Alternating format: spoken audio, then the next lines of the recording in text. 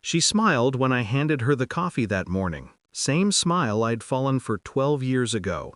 Soft, effortless, disarming. I smiled back, pretending not to notice the faint shimmer of guilt behind her eyes. She didn't know I already knew. She didn't know the game had already begun. It started with a sound, the clink of metal when she dropped her work bag one night. I bent down to pick it up, and there they were. Handcuffs, half hidden beneath her planner, and a perfume bottle I didn't recognize. Not police grade, too sleek, too polished. The kind designed for games, not justice. I asked nothing, said nothing, just smiled, kissed her forehead, and went to bed. But something inside me cracked open. Not rage, not heartbreak, something colder. Calculation. Our marriage had always been a well-edited photograph. Bright, tidy, and utterly fake. She was ambitious, magnetic, the kind of woman who could sell sunshine to a blind man. I admired that once. I built her up, invested in her dreams, trusted her completely. She said I was her calm in a chaotic world. Apparently, her boss provided a different kind of calm. I noticed the signs months before the handcuffs. Late meetings, changed passwords, perfume that lingered even after she showered. I told myself I was imagining it.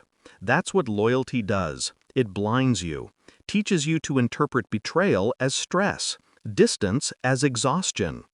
But loyalty doesn't mean stupidity, so I started watching, quietly. She'd leave for work at 8. I'd wait 10 minutes, then track her location through the app we both forgot was still installed on our phones.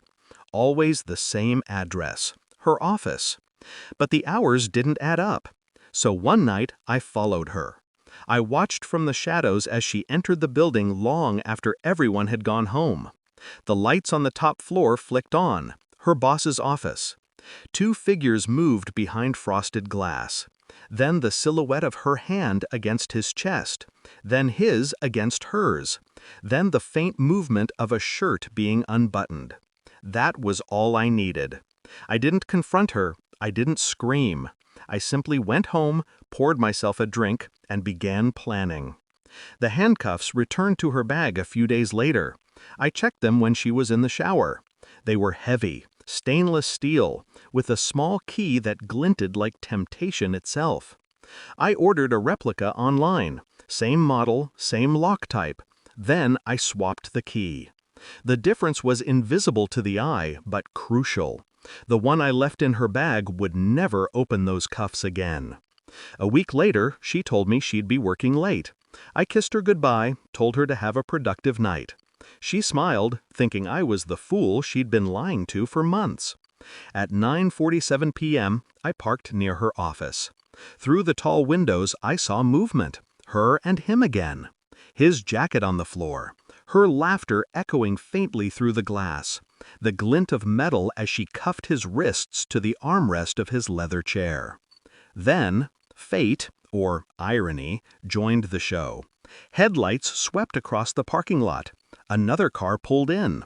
A woman stepped out, his wife, dressed in a long coat, moving fast. I'd sent her a message from an anonymous account an hour earlier. If you want to know why your husband stays late, come to his office tonight. I watched her climb the stairs, fury in every step. Inside, chaos bloomed. Through the glass, I saw the boss panic, tugging against the cuffs. My wife fumbled with the key, the wrong key, as the office door burst open. His wife froze for half a second, then started screaming. Papers flew, a coffee mug shattered. My wife's expression morphed from shock to terror to realization. He begged, she cried, and I just sat in my car, watching it all like a well-directed movie. By morning, the story had already spread.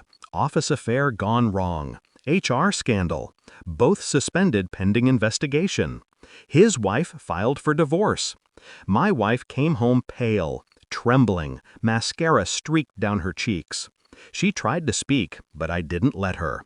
I handed her an envelope, the divorce papers I'd prepared weeks ago. Inside were photos, screenshots, messages, dates, times, all neatly documented. Her hands shook as she flipped through them. "You planned this," she whispered. I nodded. I did. "Why didn't you just leave me?" "Because leaving you quietly would have taught you nothing." The divorce went through faster than she expected. She lost her job, her reputation. The boss left town. I sold the house, moved somewhere smaller, peaceful. Sometimes I still think about that night. The look in her eyes when she realized the cuffs wouldn't open.